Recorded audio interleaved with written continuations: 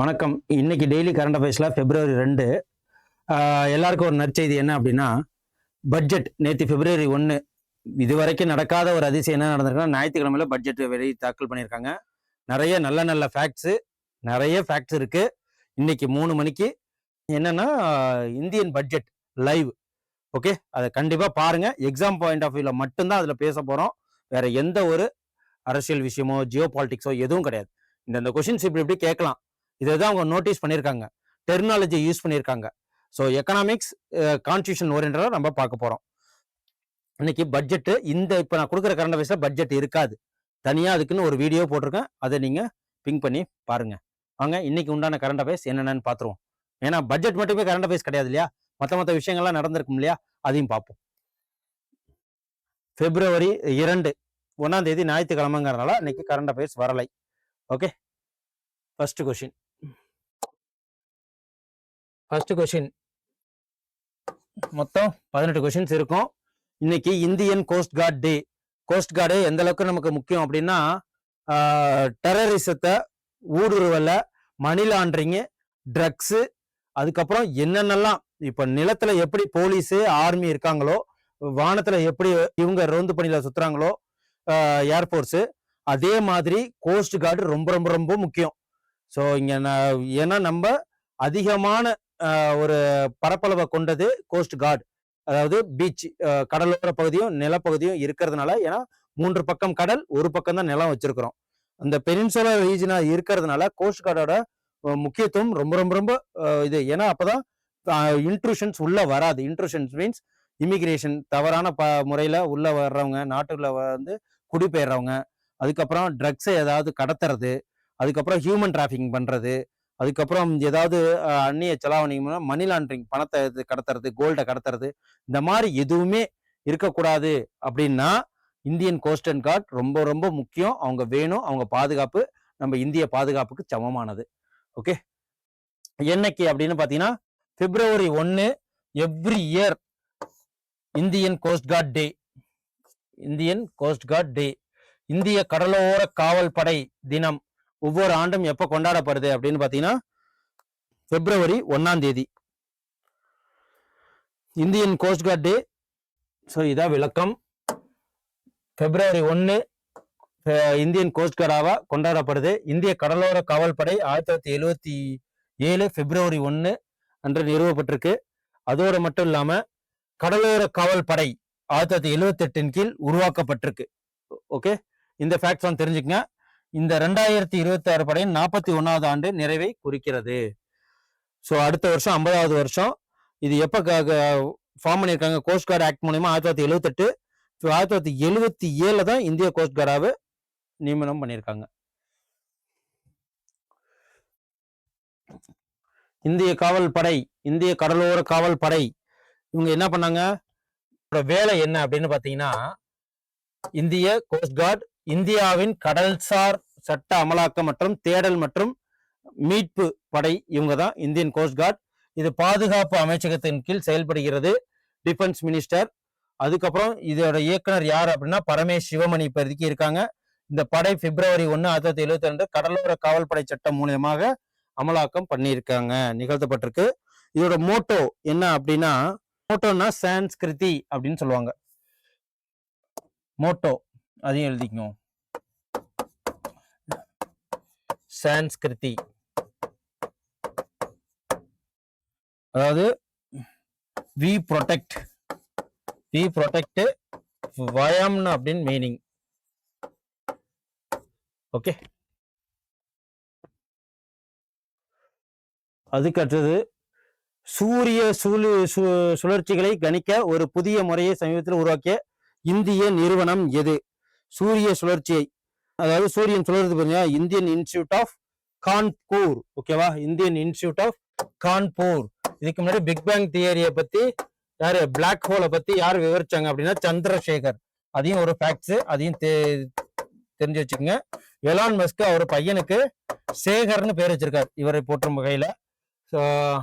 இந்த ஐஐடி கான்பூர், ஏன்னா அவரு தான் ஒரு மேக்ஸ் மூலியமா சூரியன்ல இந்த எந்த அளவுக்கு வந்து கிராவிடேஷன் ஃபோர்ஸ் இல்லைன்னா அது வந்து வெடிக்கிறதுனால, அதாவது ஸ்டார் வெடிக்கிறதுனால எந்த அளவுக்கு வந்து பிளாக் ஹோல் அது உருவாகுது, அது உள்ள ஒளியவே முழுங்குறது தான் இந்த பிளாக் ஹோல். ஓகே, அதை வந்து விவரிச்சு சொன்னாரு. ஸோ இது ஒரு ஃபேக்ட்ஸ். ஓகேவா, அது நோட் பண்ணிக்க. ஐஐடி கான்பூர் இவங்க தான் என்ன பண்ணாங்க, சூரிய சுழற்சிகளை கணிக்க ஒரு புதிய முறையை சமீபத்தில் கொண்டு வந்தது ஐஐடி கான்பூர். அப்படி என்ன கொண்டு வந்தாங்க அப்படின்னு பார்த்தீங்கன்னா, சோலார் சைக்கிள் 11 இயர் சைக்கிளை சோலார் ஆக்டிவிட்டின்னு சொல்லுவாங்க. இது வந்து சன்னோட மேக்னெட்டிக் ஃபீல்ட் கண்ட்ரோல் பண்ணுது அப்படின்னு சொல்றாங்க. ஐஐடி கான்பூர், இந்திய தொழில்நுட்ப கழகம், ஐஐடி கான்பூர் மூலமா ஆராய்ச்சியாளர்கள் சூரிய சுழற்சிகளை கணிக்க புதிய முறையை உருவாக்கி இருக்கிறாங்க. ஸோ இதுல என்ன அப்படின்னா, சூரிய சுழற்சி என்பது சூரியனின் காந்த புலத்தால் கட்டுப்படுத்தப்படும் 11 ஆண்டு சூரிய செயல்பாட்டை வச்சு குறிக்கிறாங்க.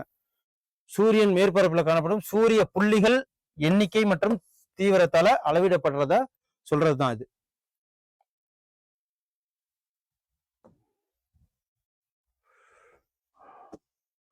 அடுத்தது பாய்மனா போர்ட்டல். இது என்ன பாய்மனா போர்ட்டல், இது எந்த மினிஸ்ட்ரி கீழே வருது அப்படின்னு பாத்தீங்கன்னா, இந்த மினிஸ்டர் வந்து ministry of statistics and programme implementation. இந்த பாய்மனா போர்ட்டல், பாய்மனா போர்ட்டல் முக்கிய உள்கட்டமைப்பு திட்டங்களை கண்காணிக்கிறதா. முக்கிய உள்கட்டமைப்பு எந்த அமைச்சகத்தின் கீழே வரும்னா, புள்ளியியல் மற்றும் திட்ட அமலாக்க அமைச்சகத்தின் கீழே வர்றதுதான் இந்த பாய்மனா போர்ட்டல். ஸோ முக்கிய உள்கட்டமைப்பு திட்டங்களை கண்காணிப்பதற்காக ஏற்படுத்தப்பட்டதான் இந்த பாய்மனா போர்ட்டல். புள்ளியியல் மற்றும் திட்ட அமலாக்க அமைச்சகம், இந்த ministry of statistics programme and implementation இந்த பாய்மனா போர்ட்டலை ரிலீஸ் பண்ணாங்க. இதுக்கு பேர் என்ன பாய்மனா அப்படின்னா, project assessment infrastructure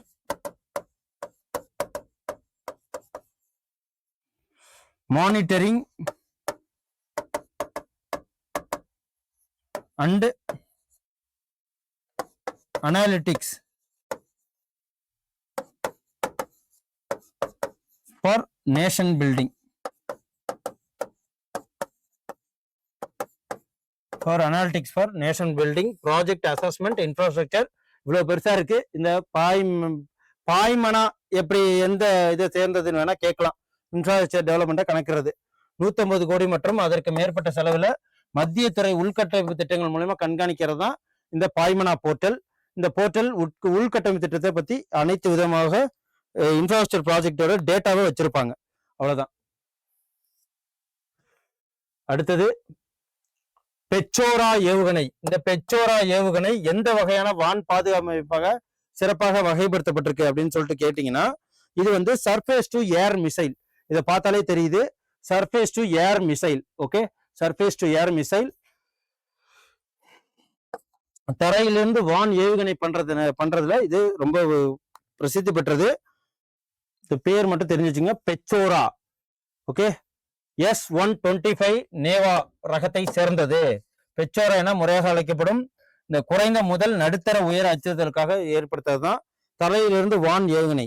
surface to air missile, Bengaluru based alpha design technology இதை வடிவமைச்சிருக்காங்க. பெங்களூருவை தலைமையாக கொண்ட ADTL alpha design technology limited இதை நவீனமாக இண்டிஜுவல் டிஃபென்ஸ் மூலமா இதை வந்து கண்டுபிடிச்சிருக்காங்க.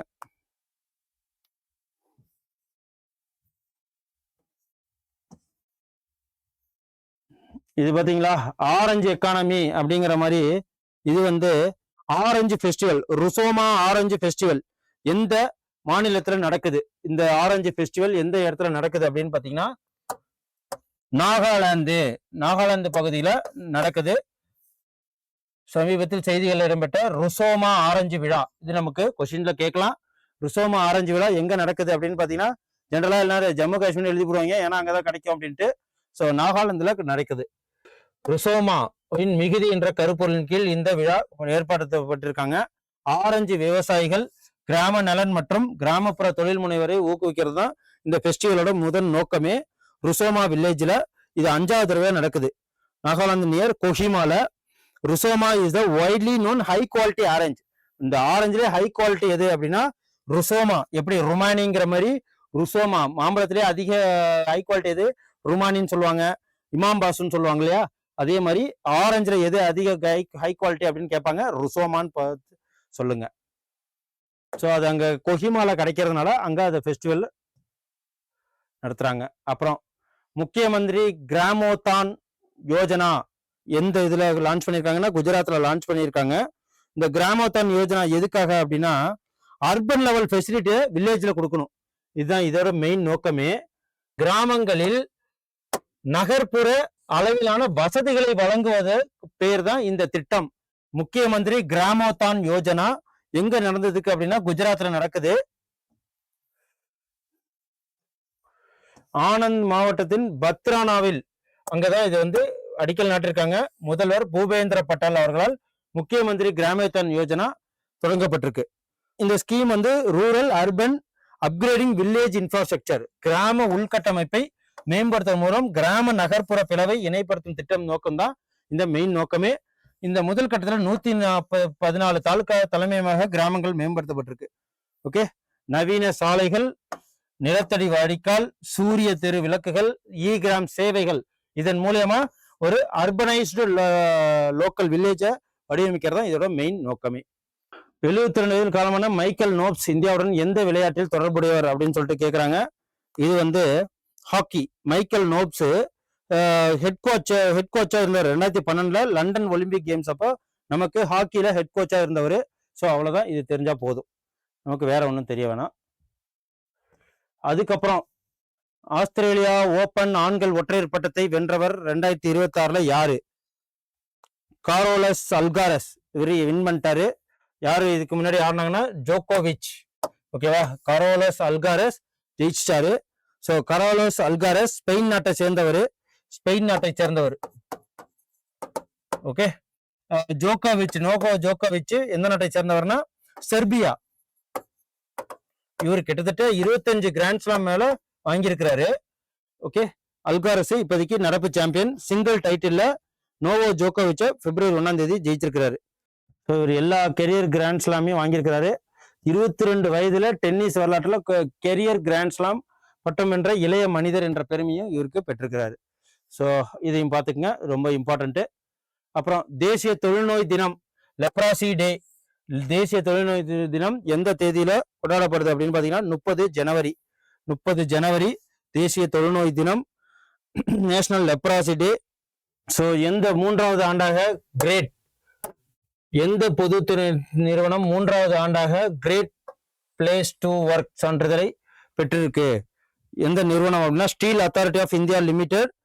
இவங்க என்ன பண்ணிருக்காங்க, great place to work certification அப்படிங்கிற அந்த சர்டிபிகேட்டை வாங்கியிருக்காங்க. SAIL. Okay, honour for the 3rd consecutive இயரா இவரு இந்த இதை வாங்கியிருக்கிறாங்க. இதையும் கொஸ்டின்ஸ்ல கேட்கலாம். SAIL தொடர்ந்து 3வது ஆண்டாக சிறந்த வேலை செய்யும் இட சான்றிதழை மேம்படுத்தியிருக்கு. இந்த 2026 இந்தியாவின் சிறந்த வேலை இட சான்றிதழா இது பெற்றிருக்கு. ஓகே, எதனால அப்படின்னா பணியிட கலாச்சாரம், பணியாளர், அதுக்கப்புறம் SAIL அத்தாரிட்டி ஆஃப் அந்த இந்தியா இருக்கு இல்லையா, steel authority of India limited, இதன் மூலியமாக தான் இந்த மதிப்பெண்ல குறிப்பிடத்தக்க இந்த 3வது வருஷமா இந்த அவார்டை வாங்கியிருக்கிறாங்க.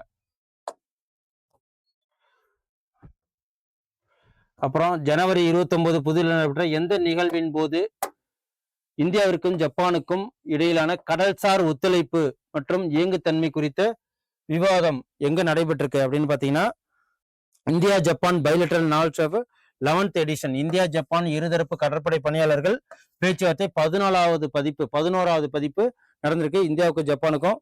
இப்போ கூட தாய்வானுக்கு பிரச்சனைக்காக ஜப்பானும் சைனாவும் ரொம்ப இதுல இருக்காங்க, என்னன்னா பேச்சுவார்த்தையில இருக்காங்க. அதே மாதிரி நார்த் கொரியா அவங்களும் வந்து ஜப்பான் கடலோரம் நிறைய ஏவுகணைகளை மேற்கொண்டு இருக்காங்க. இதே மாதிரி டெக்னாலஜியை நம்ம ஷேர் பண்ணிக்கணும், இந்தியாவோட ஒத்துழைப்பு வேணுங்கிறதுக்காக இந்த இருதரப்பு கடற்படை பேச்சுவார்த்தை நடந்துகிட்டு இருக்கு. 11th India Japan bilateral naval staff talks நடந்திருக்கு. எப்படின்னா maritime cooperation and interoperability பேசுவாங்க. Free and open Indo Pacific ரீஜனை பத்தி. இது என்னதுன்னு பார்த்தீங்களா? இது என்ன அப்படின்னா LNG டீசல் மூலயமா ட்ரெயினை வந்து விட்டு செக் பண்றாங்க. எங்க அப்படின்னா அகமதாபாத்ல LNG லிக்விஃபைடு நேச்சுரல் கேஸ் இப்போதைக்கு டீசல்ல போயிட்டு இருக்கு. ஸோ அதை வந்து குறைக்கிறதுக்காக எல்என்ஜி லிக்விஃபைட் நேச்சுரல் கேஸ், ஏன்னா சவுதி அரேபியா நம்ம அதிகமாக கத்தார்ட்டேருந்து எல்என்ஜி வாங்கிட்டு இருக்கோம் லிக்விஃபைட் நேச்சுரல் கேஸை. இப்போதைக்கு யாரோட நம்ம புரிந்துணர்வு ஒப்பந்தம் போட்டிருக்கோம்னா யுஏஇட்ட அடுத்த 2வது பிளேஸ்ல அதிகமாக இறக்குமதி பண்ணலாம் அப்படின்னு சொல்லிட்டு அவங்களோட புரிந்துணர்வு ஒப்பந்தம் போட்டிருக்கோம். அது $200 மில்லியன். ஓகே, $200 மில்லியன் புரிந்துணர்வு ஒப்பந்தம் போட்டிருக்கோம். இந்தியா ரயில்வே சமீபத்தில் தொடங்கப்பட்ட இந்தியாவின் முதல் எல்என்ஜி டீசல் இரட்டை எரிபொருள் டெமோ ரயில் எங்க வந்து இது பண்ணியிருக்காங்க, இப்போ ஆர்ஆர்பி குரூப் டி வந்து வெளியிட்டுட்டாங்க. அதுல இந்த கொஸ்டின்ஸ் கேட்கலாம். சபர்மதி அகமதாபாத்ல தான் இந்த டெமோ ட்ரெயினை விட்டுருக்காங்க. இரட்டை எரிபொருள் கட்டமைப்பில் டீசலுடன் திரவமாக்கப்பட்ட இயற்கை எரிவாயை பயன்படுத்துது. நிலையான மற்றும் சுற்றுச்சூழலுக்கு உகந்த ரயில் நடவடிக்கைகளை ஒரு முன்னெச்சரிக்கை நடவடிக்கை தான் இரட்டை எரிபொருள் அமைப்பு. கார்பன் டை ஆக்சைடு உமிழ்வை குறைக்க இந்த எல்என்ஜி ரொம்ப யூஸ்ஃபுல்லா இருக்கும் அப்படிங்கிறாங்க. நைட்ரஜன் ஆக்சைடு எமிஷன், இது வந்து ஏர் குவாலிட்டியை இன்க்ரீஸ் பண்ணும் அப்படின்னு சொல்லிட்டு சொல்றாங்க. நைட்ரஜன் ஆக்சைடு உமிழ்வை குறைத்து ரயில் பாதைகளில் காற்றின் தரத்தை மேம்படுத்துறதுதான் NOx நைட்ரஜன் ஆக்சைடு. இதை நோட் பண்ணி வச்சுக்கோங்க. அடுத்தது யாரு? பிரகாஷ் புராப் ஆஃப் ஸ்ரீ குரு ராய் சாஹிப் ஜி. இவர் யாரு அப்படின்னா 31 ஜனவரி பர்த் அனிவர்சரியை கொண்டாடுறாங்க. ஷீகே குரு ஹர் ராய் சாஹிப் ஜி. இவரு 1630 கிராத்பூர் சாஹிப் அங்கதான் பிறந்திருக்கிறாரு. World Sikh environment day 14 March அதை ஹானர் பண்றதுக்கு காரணமே ப்ராஃபிட் ஆஃப் நேச்சரை மெயின் பண்றதுக்கு தான். இவர் பேர் என்ன அப்படின்னா குரு ஹர் ராய் சாஹிப் ஜி. இது மட்டும் தெரிஞ்சுக்குங்க. 7வது சீக்கிய குரு யாரு அப்படின்னு சொல்லிட்டு கேட்பாங்க. குருநானக் அப்படின்னு சொல்லிட்டு அது லாஸ்ட். ஸோ 7வது சீக்கிய குருனா திரு குரு ஹர் ராய் சாஹிப். இவர் வந்து சீக்கிய மரபுகளினர் லங்கர் மற்றும் சங்கத்தை வலுப்படுத்தியவர். இவர் தான் 16 ஜனவரி 1630 கிராத்பூர் சாஹிப்ல பிறந்தவர். இயற்கையின் தீர்க்கதரிசி அப்படின்ற பரவலாக எல்லாரும் அழைக்கப்படுறாங்க. ஸோ இவ்வளவுதான். அடுத்து என்ன அப்படின்னு சொல்லிட்டு பார்ப்போம். அடுத்தது நமக்கு எக்கனாமிக்ஸ். பார்த்தீங்களா, யூஎஸ்டி ஸ்டேபிள் காயின் கிரிப்டோ கரன்சியை வெளியிட்டிருக்காங்க. யூஎஸ்டி ஓகே, ஐக்கிய அரபு எமிரேட்ஸின் மத்திய வங்கியால் அங்கீகரிக்கப்பட்ட முதல் அமெரிக்க டாலர் ஆதரவு பெற்ற ஸ்டேபிள் நாணயத்தின் பெயர் என்ன அப்படின்னு சொல்லிட்டு கேட்குறாங்க. So USDU. Okay, USDU first USD backed stablecoin approved by central bank. இந்த சென்ட்ரல் பேங்க் யுஏஇ அப்ரூவ் பண்ணியிருக்காங்க யூஎஸ்டி பேக்டு ஸ்டேபிள் காயின். ஓகேவா, யுனைடெட் அரப் எமிரேட்ஸ். அதை ஃபர்ஸ்ட் தெரிஞ்சுக்கங்க. இது வந்து ரொம்ப ரொம்ப இம்பார்ட்டன்ட் இந்த கரண்ட் அஃபேர்ஸ். அங்கீகரிக்கப்பட்ட ஸ்டேபிள் காயின் கிரிப்டோ கரன்சி இதுதான் யூஎஸ்டியூ என்ற பெயரிடப்பட்டிருக்கு. யுஏஇ மத்திய வங்கியின் கட்டண டோக்கன் சேவைகளை ஒழுங்குமுறை யூஎஸ்டியூ அங்கீகரிக்கப்பட்டிருக்காங்க. அதோட மட்டும் இல்லாமல் universal digital Abu Dhabi global marketing மூலியமாகவும் நிதி சேவைகள் ஒழுங்குமுறை ஆணையத்தால் இதை கட்டுப்படுத்தப்படுது அப்படின்னு சொல்லிட்டு சொல்லியிருக்கிறாங்க. FSRA financial service regulatory authority, அப்புறம் அபுதாபி குளோபல் மார்க்கெட் மூலமா இதை கண்ட்ரோல் பண்றாங்க இந்த யுஏஇ கிரிப்டோ கரன்சியை. ஓகே, பஞ்சாப்ல உள்ள ஆதம்பூர் விமான நிலையம் ஸ்ரீ குரு ரவிதாஸ் ஜி விமான நிலையமாக மறுபெயர்க்கப்பட்டிருக்கு. யாரோட இது கொண்டாடுறதுக்காக அப்படின்னா 649th birth anniversary of Sant Guru Ravidas அவரை நினைவு கூறும் வகையில தான். அதுக்கப்புறம் Indian micro fertiliser manufacturer association மும்பையில் இந்திய நேஷனல் கிராப் நியூட்ரிஷன் சமிட் நடக்குது 2026. Soil health, micro nutrition, sustainable inputs பண்றதுதான் இதோட மெயின் வேலை. மும்பையில நடக்குது. அதாவது மண் ஆரோக்கியம் நுண்ணூட்டச்சத்துக்கள் நிலையான உள்ளீடுகளை மையமாக கொண்ட தேசிய பயிர் ஊட்டச்சத்து உச்சி மாநாடு. ஸோ இது எங்க நடக்குது அப்படின்னு பார்த்தீங்கன்னா மும்பையில் Indian micro fertiliser manufacturing association இதுதான் வந்து மெயினாக சொல்றாங்க. So IMMA national crop nutrition summit மும்பையில் நடக்குது NSC பேந்திரா குர்லா காம்ப்ளெக்ஸ்ல. இப்போ இந்த இதோட தீம் என்ன அப்படின்னு சொல்லிட்டு பார்த்தீங்கன்னா இது ரொம்ப ரொம்ப முக்கியம். உச்சி மாநாட்டின் கருப்பொருள் ஒருங்கிணைத்தல், ஒத்துழைத்தல், இணைந்து உருவாக்குதல் அப்படிங்கிற இதோட கன்வெர்ஜ், கொலாபரேட், கோ-கிரியேட்.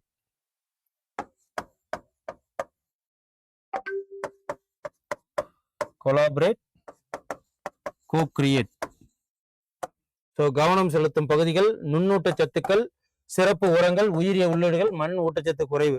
ஸோ இது ரொம்ப ரொம்ப அக்ரிகல்ச்சர் செக்டார்ல இது ரொம்ப ரொம்ப முக்கியம். அப்புறம் வேர்ல்டு வெட்லாண்ட் டே 2 பிப்ரவரி 2 பிப்ரவரி இன்னைக்கு தான். ஸோ உலக ஈரநில தினம் 2026 எந்த தேதியில் அனுசரிக்கப்படுனா வேர்ல்டு வெட்லாண்ட் டே 2 பிப்ரவரி 2026 இன்னைக்கு தான் அது. உலக ஈரநில தினம் ஆண்டுதோறும் பிப்ரவரி 2 நம்ம கொண்டாடுறோம். இந்த வருஷம் தீம் என்னன்னா wetland and traditional knowledge celebrating cultural heritage. இந்த வருஷம் தீம் இதுதான், ஈரநிலங்கள் மற்றும் பாரம்பரிய அறிவு கலாச்சார பாரம்பரியத்தை கொண்டாடுதல். வெட்லாண்டு ட்ரெடிஷனல் நாலேஜ் செலிப்ரேட்டிங். வெட்லாண்டுங்கிறது எதெல்லாம் சொல்லுவாங்க அப்படின்னு பாத்தீங்கன்னா ஈரநிலங்கள், சதுப்பு நிலங்கள், ஆறுகள், ஏரிகள், சதுப்பு நிலங்கள் மற்றும் ஃபிட்லேண்ட்ஸ் ஆகியவை அடங்குறதா இந்த பீட்லேண்ட் எல்லாமே இதுதான் வெட்லாண்டுன்னு சொல்லுவாங்க. Wetland for biodiversity, climate and human வெல்பீயிங்ஸ்க்கு ரொம்ப ரொம்ப முக்கியம். பல்லுயிர் மற்றும் காலநிலை மாற்றம், மனித நல்வாழ்வுக்காக ஈரநிலங்கள் முக்கியத்துவம் குறித்து விழிப்புணர்வு ஏற்படுத்ததான் இந்த வெட்லாண்ட் டே. ஓகே, ஸோ இன்னைக்கு உங்களுக்கு இந்த கரண்ட் அஃபேர்ஸ் ரொம்ப ரொம்ப யூஸ்ஃபுல்லாக இருக்கும். ஸோ பட்ஜெட்டு தனியாக ஒரு கிளாஸ் எடுக்கிறேன். ஸோ எக்ஸாம் பாயிண்ட் ஆஃப் வியூவில் இருக்கும். கிட்டத்தட்ட அது 65 பேஜ் என்னமோ ஒரு பேஜ். ஸோ நிர்மலா சீதாராமன் அவர்கள் 1 மணி நேரம் 25 நிமிஷம் படித்த அந்த டாக்குமெண்ட்டை வச்சு பிஐபிலேருந்து டவுன்லோட் பண்ணது, அதை வச்சு நான் ஃபுல் கரண்ட் அஃபேர்ஸ் ஒரு எடுத்துறேன். அதுலேருந்து 5 மார்க் கன்ஃபார்மு. கான்ஸ்டியூஷன்லேயும் வரலாம், எக்கனாமிக்ஸ்லேயும் வரலாம். So don't miss that class. Okay, அந்த வீடியோவை கம்பல்சரியாக பாருங்க. லைவ்ல இன்னைக்கு 3 மணிக்கு பிப்ரவரி 2 ஈவினிங் 3 மணிக்கு நான் லைவ் வரேன். அதில் வந்து பார்த்து நீங்கள் உங்களோட சந்தேகத்தில் கேட்டு தெரிஞ்சுக்கங்க. ஓகே, வாங்க லைவ்ல வரைக்கும் பார்ப்போம். நன்றி, வணக்கம். Send a map. You dare to dream, we care to accomplish.